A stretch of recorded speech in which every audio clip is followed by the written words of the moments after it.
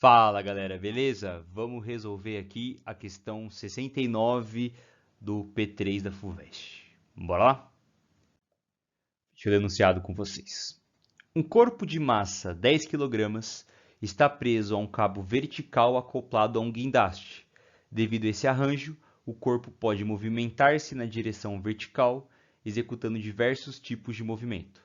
Admitindo a orientação da trajetória para cima, o gráfico a seguir representa a posição que o corpo está em função dos instantes. Então a gente consegue ver que a posição dele no começo é constante, aí depois aumenta, depois fica constante de novo no final. Considerando a massa do cabo desprezível e a intensidade do campo gravitacional 10 newtons por quilograma, qual a intensidade da tração aplicada no cabo nos instantes, ou no instante 5 segundos? Beleza, então o que está acontecendo nesse exercício aqui? Então a gente vai ter um corpo, um bloquinho, de massa 10 kg, de acordo com o enunciado. E ele vai ser puxado verticalmente para cima devido à ação de um cabo. Então a gente vai ter aqui sobre ele uma força de tração. Só que a gente também sabe que vai ter a força peso atuando sobre esse bloco. E a força peso é vertical e para baixo. Então a gente tem essas duas forças, T para cima, P para baixo. E a gente sabe que a força peso é sempre calculada como sendo a massa vezes o campo gravitacional. A massa é 10, a gravidade é 10 também. Então aqui vai ficar 10 vezes 10, vai ficar igual a 100 newtons. Então esse é o valor do peso. Agora o que o exercício pede? Ele pede o valor da tração no tempo 5. Então para isso, vamos olhar o gráfico. O tempo 5 é algum lugar aqui no meio.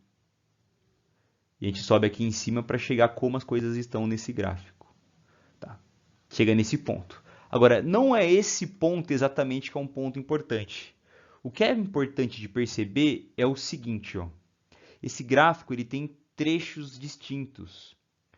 Esse primeiro trecho aqui, você consegue notar que a inclinação do gráfico da posição vai mudando com o tempo. Se a gente olha esse terceiro trecho aqui em cima, a gente também consegue ver que a inclinação do gráfico da posição também vai mudando no tempo. Em palavras mais simples, está fazendo curva esse gráfico.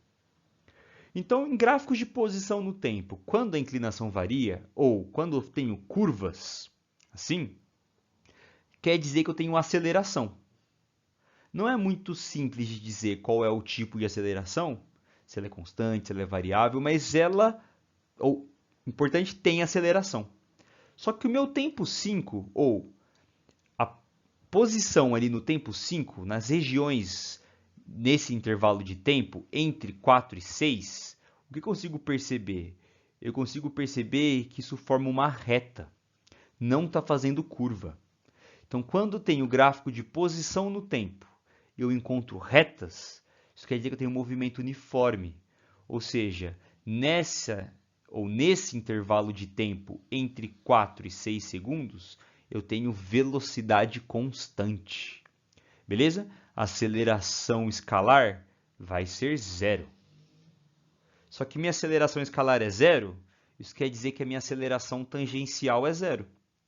E como esse bloco faz um movimento retilíneo, ele está fazendo um movimento retilíneo uniforme. Se o corpo faz movimento retilíneo uniforme, eu posso ter certeza que a resultante de forças que atua sobre ele é zero. Portanto, as forças que atuam para cima anulam as forças que apontam para baixo. As forças que apontam para a direita anulam as forças que apontam para a esquerda. Como aqui eu tenho só forças na vertical, uma na vertical para cima e uma na vertical para baixo, eu sei que ambas se anulam. Portanto, a força de tração é igual à força peso. Então, a tração tem que ser igual a 100 newtons, que é a resposta do exercício, letra C.